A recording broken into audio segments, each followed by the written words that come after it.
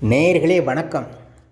இந்த பதிவில் நம்ம தெரிஞ்சுக்க போகிறது, பெண்களை 4 வகையாக நம்முடைய முன்னோர்கள் பிரித்து வச்சுருக்கிறாங்க. அது என்னென்ன வகைன்னு கேட்டிங்கன்னா, பத்மினி பெண்கள் அப்படின்னு ஒரு வகை, சித்தினி பெண்கள் அப்படின்னு ஒரு வகை, சங்கினி பெண்கள் அப்படின்னு ஒரு வகை, அத்தினி பெண்கள் அப்படின்னு ஒரு வகை. இப்படி பெண்களை நம்முடைய முன்னோர்கள் 4 வகையாக பிரித்து வச்சுருக்கிறாங்க.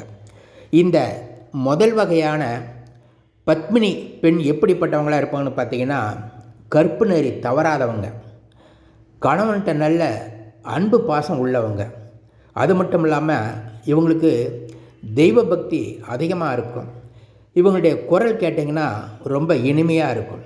அப்படி கொண்டவங்க தான் இந்த பத்மினி பெண்கள் அப்படின்னு சொல்லி முன்னோர்கள் சொல்லி வச்சுருக்கிறாங்க. இந்த பத்மினி வகை பெண்களை பற்றி இன்னும் அதிகமாக சொல்கிறதுக்கு நிறைய வாய்ப்பு இருக்குது. இவங்களுடைய உடல் அமைப்பு பார்த்திங்கன்னா பால்மணம் வீசும். அது மட்டும் இல்லாமல் கருமையான நீண்ட கூந்தல் உடையவங்க. இவங்களுடைய பார்வை துருதுருன்னு இருக்கும். அச்சம், நாணம், மடம், இந்த 4 வகையான நல்ல குணங்களும் இவங்கள்ட்ட அமைஞ்சிருக்கு. இவங்களுக்கு உதடு பார்த்திங்கன்னா நல்ல செவந்து ரோஜாப்பூ நிறத்தில் இருக்கும். இவங்களுடைய மூக்கு முகத்துக்கு தகுந்த மாதிரி எடுப்பாகவும் கச்சிதமாகவும் இருக்கும். இவங்களுக்கு மூக்குத்தி குத்திக்கிறதுனா ரொம்ப பிடிக்கும். இவங்க பெரும்பாலும் மூக்கு குத்தி இருப்பாங்க. அது மட்டும் இல்லாமல் தாமரை மலர் போன்ற இவங்களுடைய பாதங்கள், அன்னப்பறவை போன்ற அழகான நடை, மெல்லிய இடையும் அழகான மார்பகங்கள் கொண்டவங்க தான் இந்த பத்மினி வகை பெண்கள்.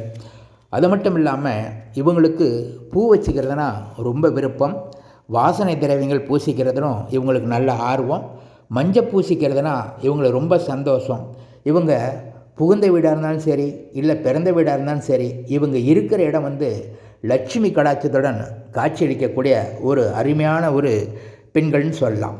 இந்த வகை பெண்களை மருமகளை அடையிறதுக்கும் பெற்றவங்களும் ரொம்ப புண்ணியம் பண்ணியிருக்கணும் அப்படின்னு ஜோதிட சாஸ்திரத்தில் சொல்லியிருக்கிறாங்க இந்த பத்மினி வகை பெண்களை பற்றி. இந்த வகை பெண்களை யாரெல்லாம் பெற்றாங்களோ, இந்த வகை பெண்களை யாரெல்லாம் மனைவியை அடைஞ்சாங்களோ, அவங்கெல்லாம் உண்மையிலேயே ரொம்ப ஒரு பாக்கியசாலினே சொல்லலாம் அப்படின்னு ஜோதிட சாஸ்திரத்தில் சொல்லியிருக்கிறாங்க. இது நீங்கள் தான் அனுபவபூர்வமாக உங்களுக்கு அமைஞ்ச மனைவியை பற்றி நீங்கள் தான் தெரிஞ்சுக்க முடியும். நன்றி. அடுத்த பதிவில் சந்திக்கலாம்.